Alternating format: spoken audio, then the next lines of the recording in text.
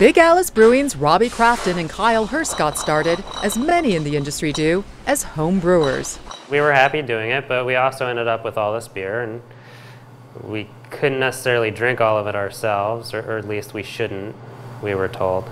So they made a plan. We did our business plan, determined opening a brewery was a bad idea. Financially speaking. Financially, opening a brewery is a great idea. Even before they had product to sell, they would have to fund months of rent, ingredients, and other costs.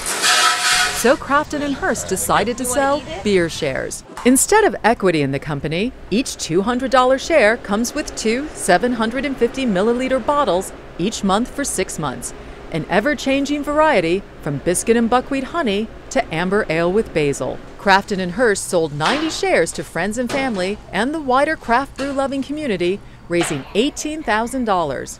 Julia Hurst, Craft Brew Program Director for the Brewers Association, says community-based fundraising initiatives are a good fit for upstart breweries. They're small, they're smart, they're savvy, they're scrappy. They're going to do what it takes to try and get those dollars in many, many different ways. And that includes turning to crowdfunding websites like Fundable and Indiegogo.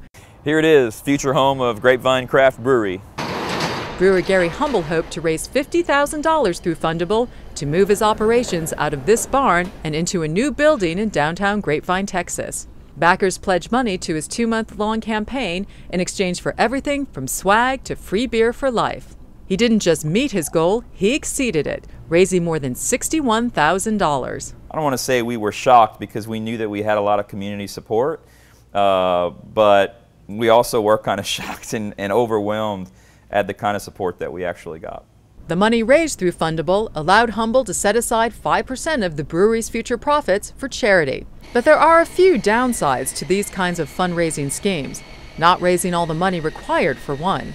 If you're not able to raise the funds there, then that might be telling you that you're not tapping the right people, or the actual spot that you've chosen or business model that you've chosen needs to be adjusted.